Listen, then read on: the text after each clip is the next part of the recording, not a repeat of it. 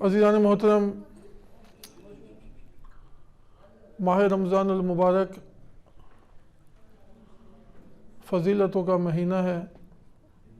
جس طرح کل بھی آپ کی خدمت میں عرض کیا، پیغمبر اکرم صلی اللہ علیہ وآلہ وسلم فرماتے ہیں: ایھا الناس انہ قد اقبل الیکم شہر اللہ بالبرکۃ والرحمۃ والمغفرہ. اے لوگو، خداوند متعال کے مہینے نے اپنی رحمتوں، برکتوں اور مغفرتوں کے ساتھ تمہارا رخ کیا ہے. ایک چیز اس پر بات کرتے ہیں اور پھر انشاءاللہ تفسیر کی جانب. جب ہم کہتے ہیں یا آپ صلی اللہ علیہ وآلہ وسلم نے فرمایا کہ ماہ رمضان رحمتوں کا مہینہ ہے، تو اس سے کیا مراد ہے؟ خداوند متعال کی رحمت تو تمام مخلوقات کے لیے ہے، یعنی کائنات کا جو ذرہ ذرہ ہے وہ خداوند متعال کی رحمت کے سائے میں ہے، اس میں تو کوئی شک نہیں ہے.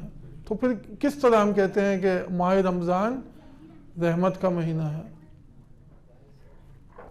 تو رحمت خداوند متعال کی دو طریقے سے ہوتی ہے. ایک رحمت عام ہے جو تمام مخلوقات کے لیے ہے، اور ایک رحمت خاص ہے جو مومنین سے مخصوص ہے. اور اسی طرح اس رحمت خاص کا ایک خاص زمانہ ماہ رمضان المبارک بھی ہے. تو خداوند متعال کی جانب سے مسلسل رحمتیں ہیں مومنین کے لیے، اہل ایمان کے لیے. اب اس کے آثار ہیں بہت سارے. جب یہ رحمتیں نازل ہوتی ہیں ماہ مبارک میں تو اس کے بہت سے آثار ہیں. ان میں سے ایک اثر یہی ہے کہ جب ماہ مبارک رمضان میں ایک مومن داخل ہوتا ہے تو اس رحمت کے نزول کی وجہ سے اس کے دل کو اطمینان حاصل ہوتا ہے. یہی رحمتیں جو ماہ مبارک میں آ رہی ہیں یہ ایک مومن کے لیے اطمینان کا باعث بنتی ہے. جب دل کو اطمینان حاصل ہوتا ہے تو اسی دل سے دنیا کی محبت نکل جاتی ہے. جب دنیا کی محبت نکلے گی، حب مال نکلے گی، حب شہرت نکلے گی، یعنی ہر وہ محبت جو خدا کے علاوہ ہر غیر اللہ کی ہے وہ اس دل سے نکل جائے گی، یہی اس اطمینان کی وجہ سے. تو یہ اس مہینے کی خاص بات ہے، اور اسے ہر کوئی اپنے حساب سے حس بھی کر سکتا ہے، محسوس بھی کر سکتا ہے، کسی کو کم کسی کو زیادہ. لیکن اگر اسی حس کو انسان برقرار رکھے جو اس ماہ مبارک میں ہے تو انسان پورا سال اس سے فائدہ اٹھا سکتا ہے. ایک دفعہ صلوات بھیجے محمد و آل محمد.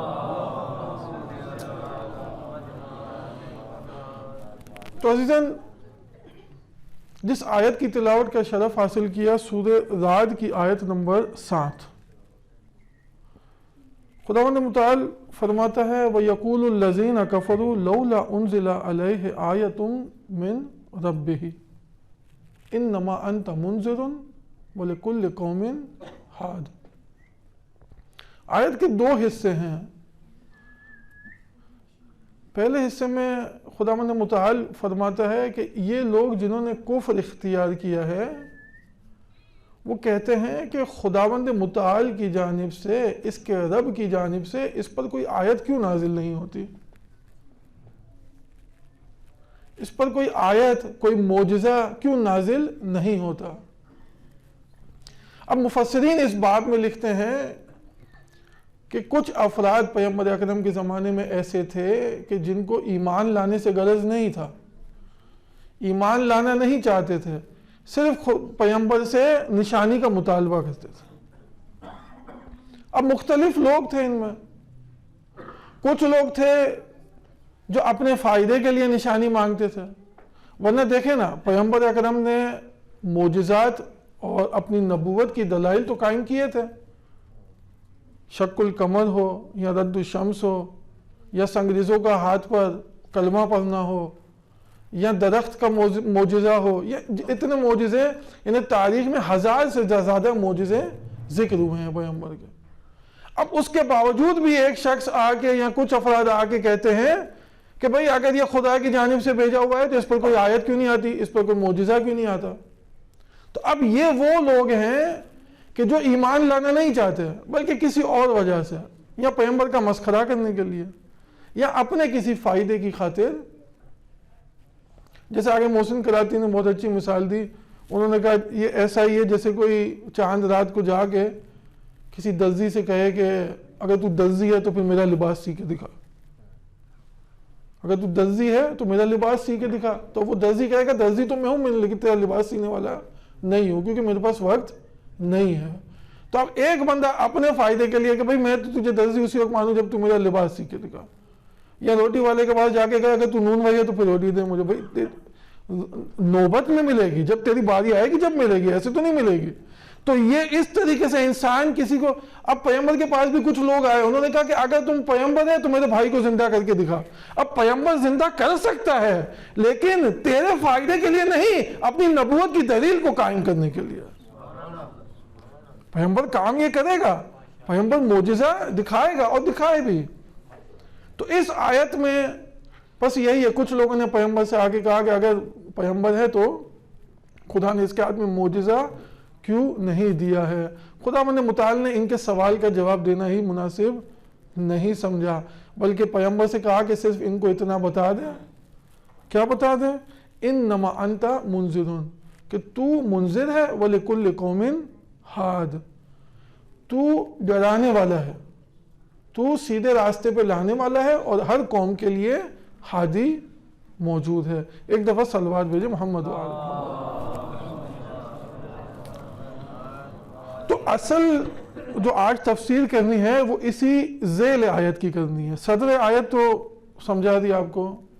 ذیل آیت میں دو فراز ہیں، انما انت منذر وَلِكُلِّ قَوْمٍ ہاد. اے نبی تو صرف منذر ہے، تو صرف ڈرانے والا ہے. اس میں تقریباً اس پہلے سوال کا جواب بھی موجود ہے کہ تو ڈرانے والا ہے اور ان کا کام نہیں ہے کہ یہ معجزے تجھ سے طلب کریں. تو ان کو سیدھا راستہ دکھاتا رہے، اگر انہوں نے آنا ہوگا تو خود ہی آ جائیں گے کیونکہ ہدایت خدا کا کام ہے.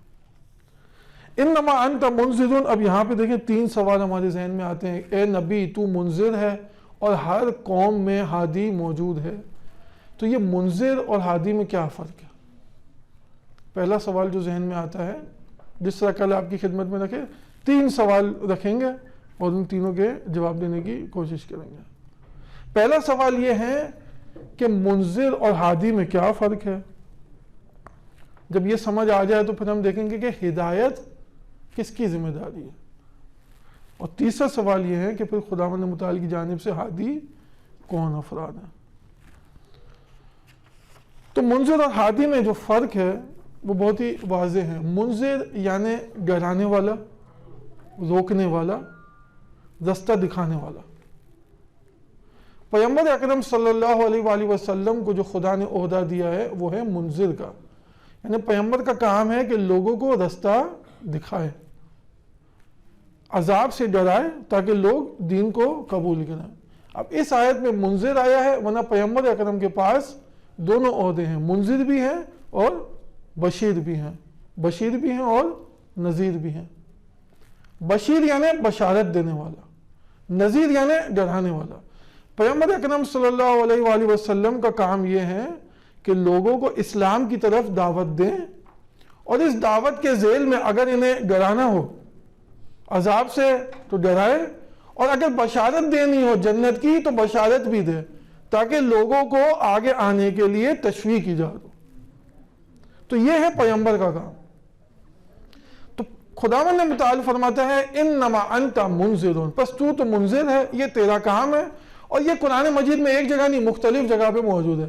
ہر پیغمبر نے آ کے کیا کہا؟ وما علینا الا البلاغ، ہمارا کام صرف پیغام کو پہنچانا ہے. یہ ہوتا ہے نبی کا کام. اب نبی جب پیغام پہنچا دے، قوم کو سیدھے راستے کی جانب لے آئے اور انہیں وہ سیدھا راستہ دکھا دے، تو اب ایک ہادی کی ضرورت ہے جو قوم کو سیدھے راستے پر لے کر چلے. اس سیدھے راستے پر چلنے کے لیے ہادی کی ضرورت ہے، اور یہی اس آیت میں فرمایا گیا ہے کہ نبی تو منذر ہے اور ہر قوم میں ہادی موجود ہے۔ ایک دفعہ صلوات بھیجو محمد و آل محمد۔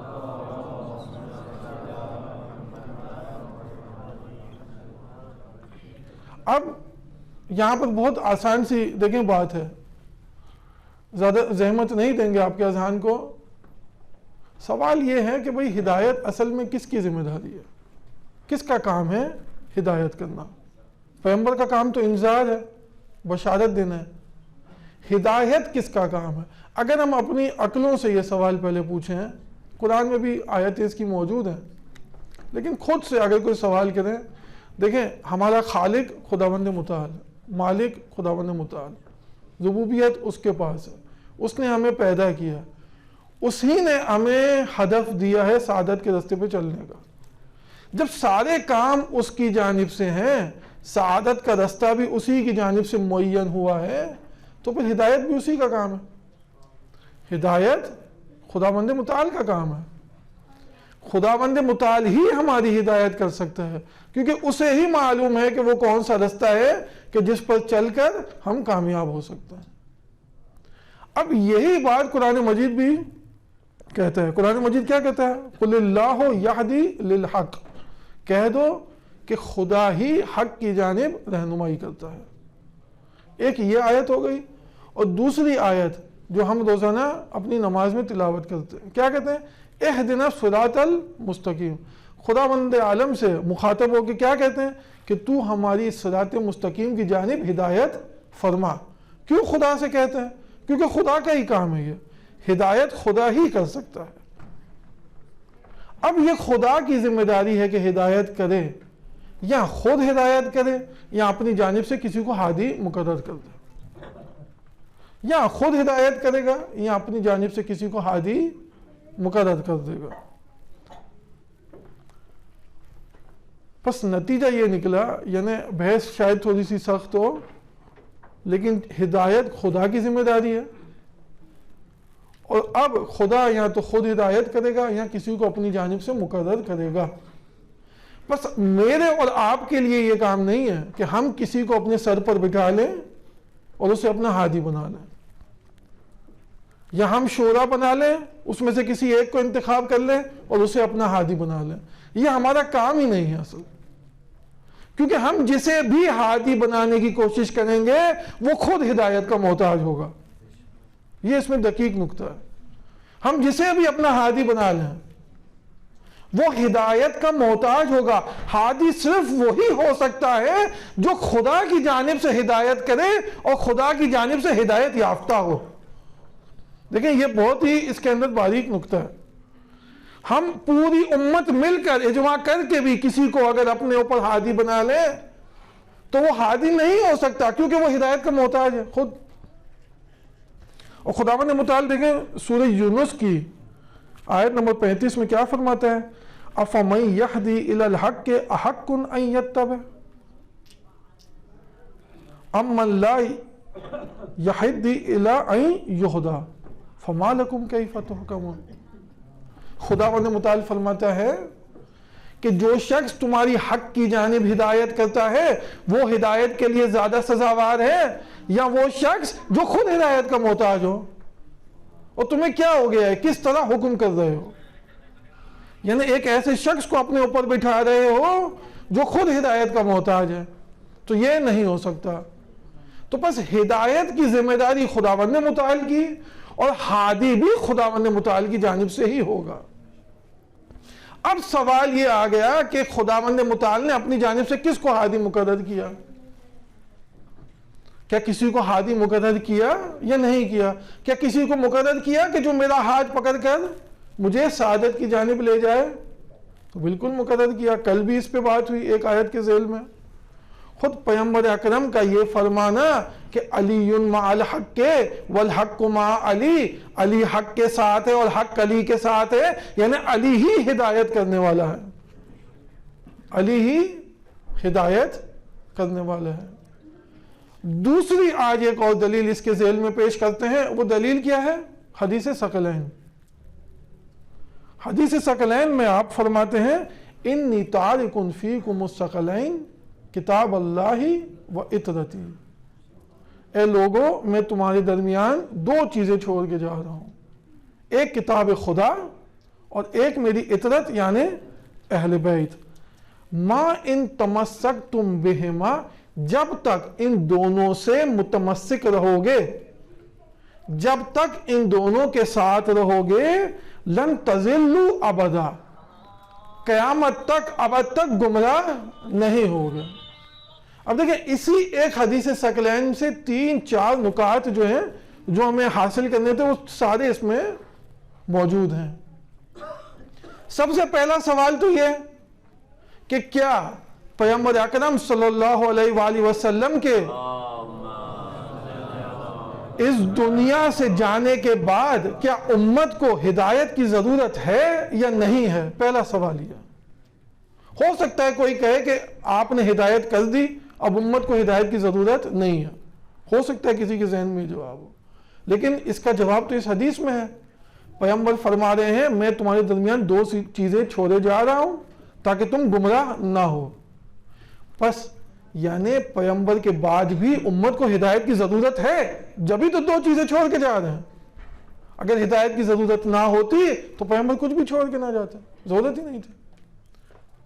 یہ تو ہو گیا پہلے سوال کا جواب کہ امت ہدایت کی محتاج ہے۔ دوسرا سوال، اگر کوئی آ کے کہے حسبنا کتاب اللہ، ہدایت کی ضرورت تو ہے لیکن میرے لیے کتاب کافی ہے، تو اس کا جواب بھی اسی حدیث میں، اگر کتاب کافی ہوتی تو پیغمبر دو چیزیں کیوں چھوڑ کے گئے؟ اگر کتاب کافی ہوتی تو صرف کتاب چھوڑ کے جاتے۔ اس کا مطلب کتاب کافی نہیں ہے، ہدایت کے لیے کتاب بھی ضروری ہے اور اہل بیت بھی ضروری ہے، اور اس ضرورت کو پیغمبر نے اسی حدیث میں بتا دیا وَإِن تَمَسَّكْتُمْ بِهِمَا، جب تک ان دونوں سے تمسک کرو گے۔ اگر صرف کتاب کو لے لیا تو بھی ہدایت نہیں ہوگی، اگر کتاب کو چھوڑ دیا پھر بھی ہدایت نہیں ہوگی، اس طرح ہدایت نہیں ہوگی۔ پس امت ہدایت کی محتاج ہے، پہلے سوال کا جواب۔ ہدایت کے لیے قرآن کافی نہیں ہے، اسی لیے پیغمبر دو چیزیں چھوڑ کے گئے۔ اب ان دونوں کے ساتھ رہے گا وہی ہدایت پا سکتا ہے۔ ایک دفعہ صلوات بھیجیں محمد وآلہ۔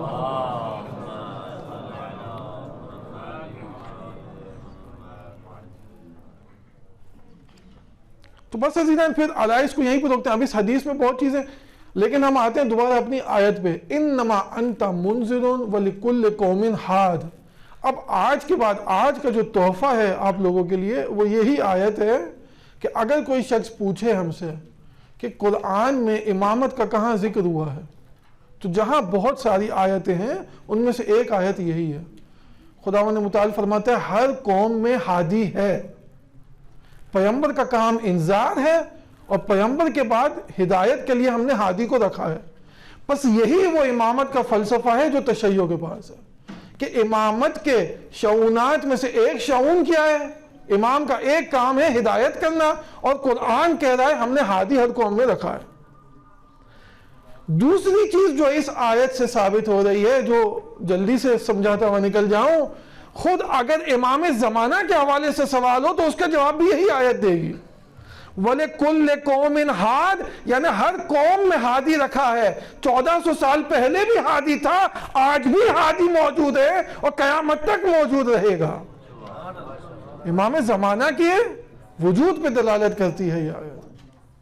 اور پھر تمام چیزوں کو ایک طرف رکھتے ہوئے خود اس آیت کی شان نزول کو اگر دیکھیں تو مفسرین نے اس آیت کے ذیل میں وَلِكُلِّ قَوْمٍ ہاد 26 سے زیادہ طرق سے روایتیں ذکر کی ہیں۔ 26 طرق ہیں جن میں اہل سنت کی عامہ کی طرق بھی موجود ہیں، جس میں ابن عباس نے روایت کی ہے کہ پیغمبر اکرم صلی اللہ علیہ وآلہ وسلم فرماتے ہیں کہ خداوند متعال نے بتایا کہ میں منذر ہوں اور علی ابن ابی طالب وہاں موجود تھے، ان کے سینے پہ ہاتھ رکھ کے بتایا وَلِكُلِّ قَوْمٍ ہاد، اور علی اس امت میں ہادی ہے۔ اور پھر جو ہمارے پاس روایات ہیں امام باقر علیہ السلام سے، اس میں امام نے تفصیل سے ذکر کیا کہ علی ہادی ہے، اس کے بعد حسن ہادی ہے، اس کے بعد حسین، یہاں تک کہ قائم کے قیام تک اور روز قیامت تک اس امت میں ہمیشہ ایک ہادی موجود رہے گا۔ وصلی اللہ علی محمد و آلہ الطاہرین۔